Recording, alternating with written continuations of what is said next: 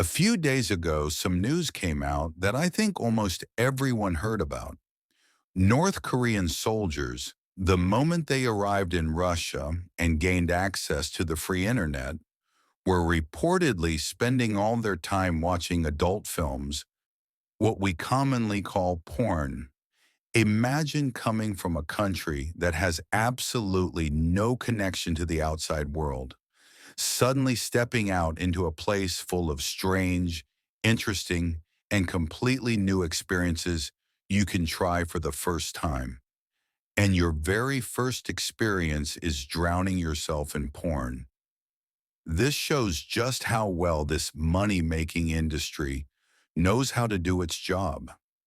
Adult content has been so profitable and popular in this past decade that the revenue of just one of these websites in 2023 was higher than the total transfer costs of the American Basketball League, the NBA. Isn't that truly strange and frightening? Why do the media try so hard to tie us to masturbation and porn? The reputable website Psychology Today has an article about why masturbation reduces our ability to focus. This video is not some holy grail of actions that will magically cure porn addiction, but by giving you tools of resistance through understanding the dirty machinery behind it, it equips you to control this issue.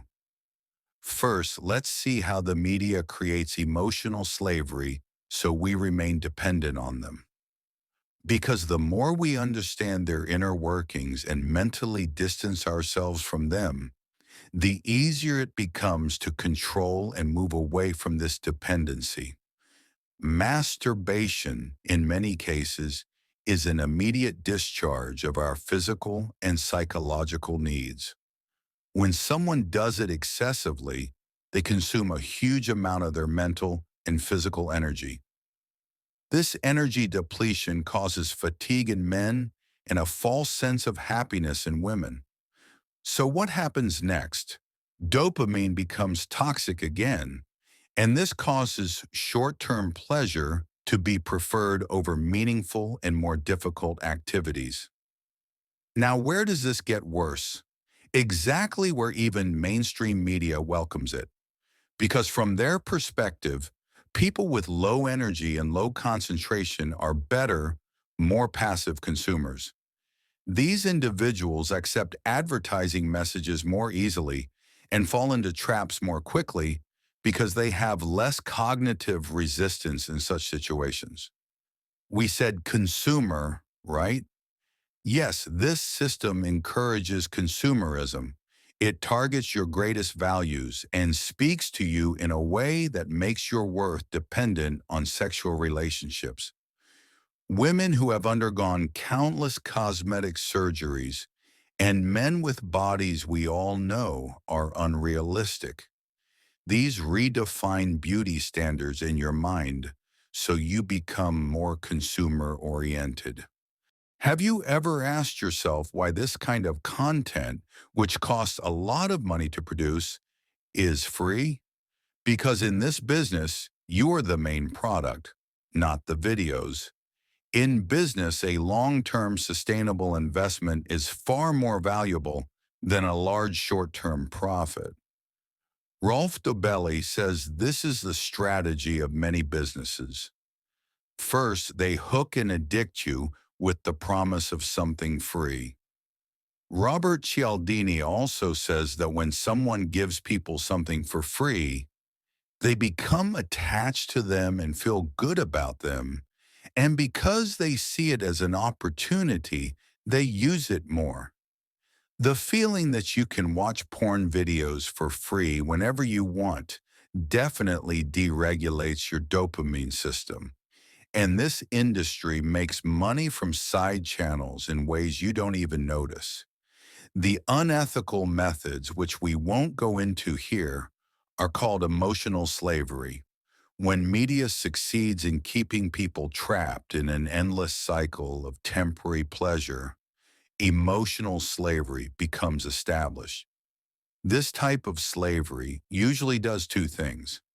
First, it gives you a sense of inadequacy by showing things that, for ordinary people, are dreams and fantasies. Perfect bodies, extreme beauty, all of which you know are fake. Second, after deeply injecting this feeling of inadequacy into you, it empties your wallet by selling its products to you: clothes, cars, phones, and many other things. Yes, all of these are necessary for life, but look around. What percentage of people buy Apple products for quality, and what percentage buy them for status and showing off? Let's not misunderstand. Any well-known brand has reached that level because it has quality. But these days, most people judge with their eyes, not their minds. They only see appearances, and the media understands this far better than you and I do. This topic has been discussed extensively in the podcasts of Dr. Andrew Huberman and Dr. Jonathan Haidt. Dr. Haidt says that depression rates, especially among Generation Z, are exploding, increasing dozens of times within just one decade. Many young people are not only addicted to porn, but their sexual fantasies are becoming more violent and are even moving beyond two-person dynamics into group scenarios. The main reason is that these films change the structure of your sexual imagination. And interestingly, they have also increased infidelity among couples because betrayal is normalized so casually in their scenarios. And do you know the bitter part of this story?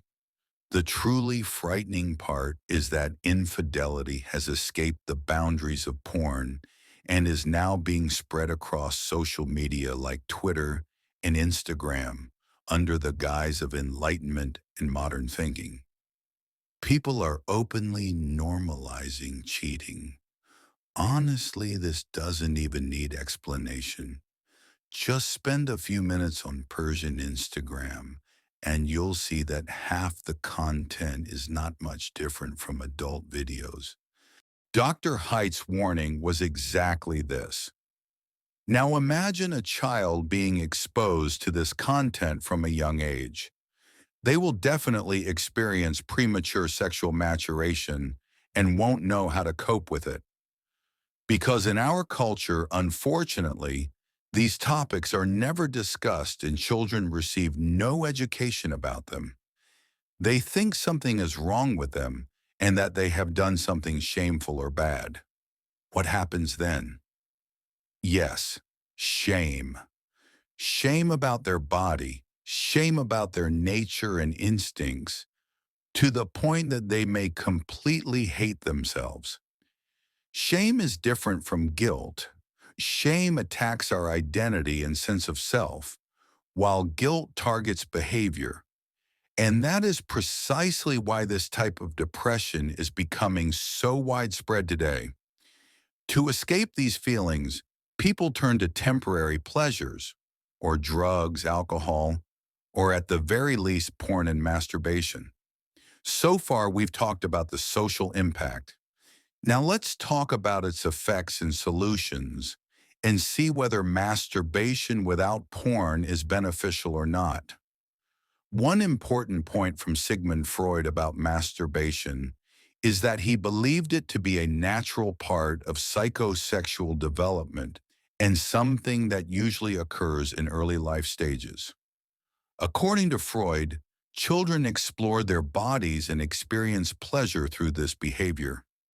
This shows that masturbation during puberty, from a psychological perspective, is not necessarily bad because hormone secretion is at its peak and the young person has not yet properly discovered their body. So when does it become bad? When does it become dangerous? When it is accompanied by porn or continues into adulthood? Neuroscientists believe that when a person enjoys something, the brain learns more from it and stores it in the subconscious. In a way, this explains how porn can easily change your sexual preferences and even make you cold toward your spouse or partner. Freud believed that frequent masturbation in adulthood could be a sign of fixation at one of the childhood developmental stages, meaning the person failed to fully mature psychologically during that phase, and the behavior may stem from personality issues. In such cases, it is better to consult a psychoanalyst. Now let's return to our main question. What are the negative effects and what are the solutions? How can we protect ourselves and gain control? Number one, this behavior can easily disrupt hormones such as testosterone, dopamine, cortisol, estrogen, and many others. Because real sexual intercourse requires more energy and calories than masturbation, this causes the person to feel mentally exhausted afterward while the body still craves release. This imbalance leads to needing more repetitions the next time, and multiple orgasms can have very dangerous effects on hormones. Number two, you may have heard that it weakens willpower. But how? This behavior allows a person to reach intense pleasure and reward very easily and without effort, conditioning the brain to believe that desires can be fulfilled without struggle. As a result, when life becomes difficult, the person quickly escapes to this behavior or avoids facing challenging tasks altogether. You may have experienced this yourself. When you're stressed or feeling bad, you feel tempted to masturbate. It's no different from people who immediately smoke when they're upset. This can become one of its long-term damages. Number three, in men, this behavior causes a greater depletion of brain nutrients, which can reduce concentration and memory. Number four, since society generally defines this act as shameful, regardless of whether that belief is correct, it causes the person to develop negative feelings toward themselves and experience both shame and guilt. Cortisol increases anxiety and gradually lays the foundation for psychological collapse. Number five, excessive masturbation can disrupt the autonomic nervous system and lead to aggression and strange nervous behaviors. So what should we do to control it? First, abandon the fantasy of instant repentance and quitting overnight. Second, understand that if you are going to experience pleasure, allow your brain to truly enjoy it, even if you know it may be harmful. What does this mean?